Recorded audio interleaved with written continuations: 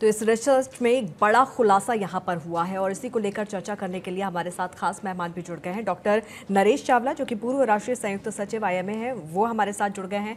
Doctor साहब, बहुत बहुत स्वागत है आपका टीएनपी न्यूज़ में। इस नई रिसर्च को डॉक्टर साहब आप किस तरह से देखते हैं? एक बड़ा खुलासा यहाँ पर निकलकर सामने आया है। इसमें कोई शक नहीं है। पिछले कुछ आई थिंक सालों से हम देख रहे हैं कि यंग आर्डिक डेथ ज्यादा बढ़ना शुरू हो गई है। इससे पहले कोरोना को प्रेडिक्ट किया गया था कि कोरोना की वजह से तो ऐसा नहीं हुआ, तब भी हम रिसर्च वाइज हाँ या ना नहीं कह पाए थे। हमने यही कहा था कि शायद कोरोना भी हमारे शरीर का जो स्टेटस बदला है। Number one. नंबर टू, जो ये बेंगलोर से जो stem cell science observation centre की रिसर्च का ये जीन आया है, टीडीएल जीन, ये जी। कहना ऑथेंटिकली बहुत ही मुश्किल होगा कि शायद यही जीन ही सारी फसाद की जड़ है। तो मैं हमेशा कहता हूँ, यस, जो जेनेटिक्स है वो हमेशा अपना पार्ट प्ले करते हैं, लेकिन जो आपका एनवायरनमेंट है, जो आप कर रहे हैं अपने शरीर के साथ, वो उससे ज्यादा पार्ट प्ले करता है। दैट वुड मीन कि इवन इफ जीन खराब है, मान लिया, या भी तो रिसर्च होनी बाकी है, लेकिन आप फिर भी अपना अच्छे एनवायरनमेंट करके, यानी कि अपने शरीर के साथ, अपने दिल के साथ न्याय करके, अगर आप एक फिट आदमी हैं, आप जंक फूड नहीं खाते हैं, आप अपने फिटनेस पे ध्यान रखते हैं, आप अपनी जो कोमॉर्बिडिटीज हैं इंक्लूडिंग हाइपरटेंशन या कोलेस्ट्रॉल, डिस्लिपिडेमिया या डायबिटीज को मैनेज रखते हैं, तो आप बीमारी से लड़ सकते हैं। आपको मरने की जरूरत नहीं पड़ेगी। खाली ये उम्मीद करना कि one genetic, one gene only is doing everything. I think इस चीज को हम इतना ही कहेंगे मेडिकल रिसर्च के बाद कि इसको और हमें इफेक्टिवली स्टडी करने की जरूरत है, और रिसर्चर्स को इसको देखने की जरूरत है। और मीनवाइल आम जनता को तो इसी से मतलब है कि हमें ये ना हो, इनको बदलने के लिए मैं इतना ही कहूंगा, आप हेल्दी लाइफस्टाइल फॉलो कीजिएगा। That is far more important. ये उम्मीद करना कि जितनी भी कार्डियक डेथ्स हुई है पिछले कुछ सालों में, वो सारी स्टूडियो जीन की वजह से थी, वेरी डिफिकल्ट टू से। But I think more research is required, not only at one center, at multiple centers में ये research हो गई, इसको कंफर्म किया जाए। और इसलिए आप ये समझ सकते हैं, अगर ये TTL जीन की वजह से है भी तो जीन बदला नहीं जा सकता, लेकिन मैं अपने माहौल को बदल सकता हूँ, अपने लाइफस्टाइल को बदल सकता हूँ, अपनी फिटनेस को बेहतर देख सकता हूँ, अपने डाइट को देख सकता हूँ, मैं अपना जो कोमॉर्बिडिटीज है इनको कंट्रोल कर सकता हूँ। और मैं समझता हूँ इन सबको कंट्रोल करेंगे तो जो जो यंग डेथ्स कही जा रही है, जो कि खाने की वजह से, उसको हम कुछ बच सकते हैं। आपके चैनल के माध्यम से मैं आपके दर्शकों को ये भी बार बार कहना पसंद करूंगा, आजकल एक नया फैक्टर जो आ गया है, एक तो जो हमारे देश में पोल्यूशन का फैक्टर है, दूसरा स्ट्रेस। जो मैंने कुछ यंग डेथ्स देखे हैं, जो उनको हम क्लोजली स्टडी करें, चाहे वो शेफाली जरीवाला की थी या कुछ एक्ट्रेस की थी, कहीं ना कहीं अंदर मन में एक स्ट्रेस का फैक्टर बहुत था। हालांकि स्ट्रेस के फैक्टर को हम इवेल्युएट तो नहीं कर सकते, इवेल्युएट का मतलब कितनी स्ट्रेस है, कितना इफेक्टेड था, बट आई वुड से एक हेल्दी माइंड और एक हेल्दी लाइफस्टाइल हमें काफी हद तक बचा सकते हैं।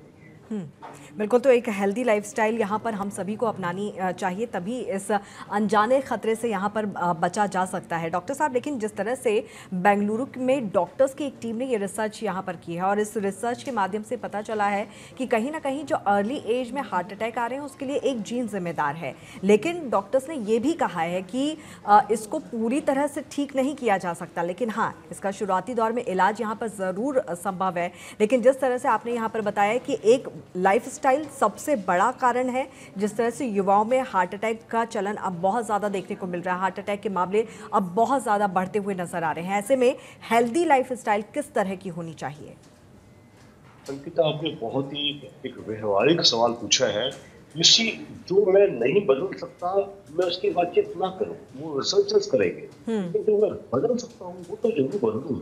बिल्कुल। हेल्दी लाइफस्टाइल मतलब एक ही होता है कि अपने जो दूसरे कोइंसिडेंटल फैक्टर्स हैं, सबसे इम्पोर्टेंट हमारा मोटापा, हमारा weight, we should watch our weight. हमारा एक ऑप्टिमम वेट होता है जो नॉर्मली जितनी हमारी हाइट होती है सेंटीमीटर में, फॉर एग्जांपल मैं 160 सेंटीमीटर का हूँ, तो मैं एक एवरेज वेट 60 होना चाहिए।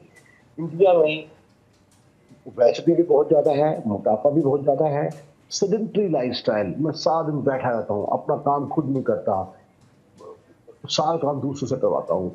उसके साथ में जो दूसरी चीजें हैं, जो हमारी कोई जो कोमॉर्बिडिटीज हैं, अगर मैं हाइपरटेंशन का पेशेंट हूँ तो अपने ब्लड प्रेशर को मेंटेन करूँ, मैं अगर डायबिटीज का मरीज हूँ तो डायबिटीज को ठीक करूँ, मैं अभी डिसलिपिडीमिया या कोलेस्ट्रॉल हाई है उसको ठीक करूँ। और इसके ऊपर जो बात बार बार आपके प्रोमोज में भी कही जा रही थी कि हेल्दी लाइफस्टाइल मीन्स कि हम आजकल के नए बच्चे मैंने देखे हैं जंक फूड के अलावा कुछ को सोचता ही नहीं, बिल्कुल। Outside eating. पिछले 2-3 डेकेड से अंकिता आउटसाइड ईटिंग बहुत बढ़ गई है। आम घरों में, particularly I would say ever since the women have started working, it is all practically holidays, people are eating outside, creamy food, unhygienic food, over caloried food, मसाले वाला फूड, इट प्लेज हैवॉक। जितना हो सके insist on home food जिसमें calories control हो, मसाले control हो, और साथ में क्रीमी क्रीमी कम दिया जाए। उसके ऊपर एक सबसे इम्पोर्टेंट चीज है फिजिकल फिटनेस। एक एक आम आदमी को अप्रोक्सीमेटली 45 मिनट की एक मॉडरेट एरोबिक एक्सरसाइज डेली करनी ही चाहिए। जितने मर्जी आप बिजी होते रहो तो इतना तो आप करिए ही करिए। अगर आप ये सब करते हैं, उसके ऊपर मैंने महत्व बताया है अपनी मेंटल फिटनेस का। किसी किस्म के स्ट्रेस से बाहर रहिए। आजकल हमारे देश में मेंटल हेल्थ के महत्व कम दिया जाता है। हजारों लोग देखे गए हैं, हाउस वाइफ देखी गई हैं, बच्चे देखे गए हैं, छोटे बच्चे हैं, टीनेजर्स हैं, स्ट्रेस्ड रहते हैं करियर के चक्कर में, यंग एग्जीक्यूटिव्स हैं, स्ट्रेस्ड रहते हैं अपने पैकेट के चक्कर में, टारगेट्स के चक्कर में। उनको क्या करते हैं जी, लेट रात बैठे रहते हैं, फालतू की कॉफी, देन ड्रग्स आ गई हमारे शरीर में, the intoxicants like alcohol, smoking, tobacco, all this things they are playing havoc. अगर आपके चैनल के माध्यम से अगर ये मैसेज आम जनता को मिल जाता है कि इन चीजों को घर में भी पेरेंट्स ख्याल रखें, समाज में हमारे काउंसलर्स होने चाहिए। आपके डिप्रेशन बहुत बढ़ता जा रहा है, I think these are very controllable things, जिसको ठीक करना इतना मुश्किल नहीं है। सर समाज का एक साथ चाहिए, एक जागरूकता चाहिए, वो एक ओवरऑल एक ऐसा माहौल मिले, जैसे कि आपके चैनल में प्रोग्राम कर रहे हैं ऐसे प्रोग्राम्स हों, तो मैं समझता हूँ काफी हद तक हम मेंटल डिसीज भी अवॉइड कर सकते हैं। और जो ये यंग कार्डियक डेथ्स हैं, जो दिल की मौतें हैं और दिल की वजह से, इनको भी काफी हद तक हम कम कर सकते हैं। बिल्कुल। और साथ ही आपसे ये भी समझना चाहेंगे कि ऐसे में पेरेंट्स का रोल कितना ज़्यादा इंपॉर्टेंट हो जाता है। जिस तरह से आपने बताया कि हेल्दी लाइफस्टाइल किस तरह की होनी चाहिए, लेकिन आजकल आप देखते हैं डॉक्टर साहब कि पैकेज फूड पे बहुत ज़्यादा डिपेंडेंट हो गए हैं, जंक फूड पे बहुत ज़्यादा डिपेंडेंट हो गए हैं। ना केवल बच्चे बल्कि युवा और बड़े भी अब पैकेज फूड का इस्तेमाल बहुत ज़्यादा कर रहे हैं, बजाय इसके कि आप घर का खाना खाइए, आप हेल्दी फूड लीजिए। ये कितना ज़्यादा खतरनाक यहाँ पर साबित हो सकता है? देखिए, ये तो आपने बहुत ही अच्छा सवाल पूछा है। मैंने देखा है अक्सर नर्सरी स्कूल से लेके, देखिए बच्चा 3 साल में स्कूल में चला जाता है, वो 12th यानी कि टिल 17 ईयर्स यानी कि 14 साल स्कूल उस पर बहुत प्रभाव डालता है। मैं समझता हूँ जितना मर्जी स्कूल प्रभाव डालता रहे, अगर पेरेंट्स थोड़े से कॉन्शियस हैं, even if both parents are working, आजकल हमने ये देखा है कि बोथ पेरेंट वर्किंग वाले बच्चे बहुत ज्यादा हैं, उनको बचाई माँ या पिता सोचते हैं कि जो मांग रहा है दे दो उसको, वो टॉफी मांग रहा है टॉफी दे दो, चॉकलेट मांग रहा है चॉकलेट दे दो, पोटैटो चिप्स मांग रहा है उसको दे दो, जंक फूड मांग रहा है वो दे दो, उसको खुश करने के लिए। ऐसा मत करो। Once in a while is good, but making it a rule every day, and I don't mind, even the media is doing tremendous damage.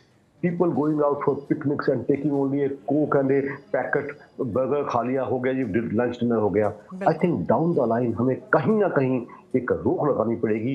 If parents are careful, they are guiding their child, they are observing their child, giving him homemade food, encouraging him to go outside। दूसरा, screen के सामने बच्चे बैठे रहते हैं, चाहे वो laptop की स्क्रीन हो, चाहे वो मोबाइल की स्क्रीन हो, स्क्रीन टाइम कम किया जाए, बच्चों को आउटडोर एक्टिविटी के लिए एनकरेज किया जाए। इसमें मैं समझता हूँ सा अभियान चलना चाहिए जिसमें पेरेंट्स भी ये सिखाएं, स्कूल टीचर्स भी सिखाएं, स्कूलों में कैंटीन ना हो जिसमें वही जंक फूड मिलता है, बच्चा कैसे मना करेगा? तो बिल्कुल। डाउन द लाइन कॉमर्स कम की जाए और बच्चों का, हमारे देश के भविष्य, बच्चों के भविष्य का ज़्यादा सोचा जाए, ये हम सबकी एक कोशिश होनी चाहिए। बिल्कुल, तो पेरेंट्स की ना केवल बल्कि स्कूल की भी एक बड़ी ज़िम्मेदारी यहाँ पर बनती है कि आप अपने बच्चों को क्या कुछ यहाँ पर दे रहे हैं खाने के लिए।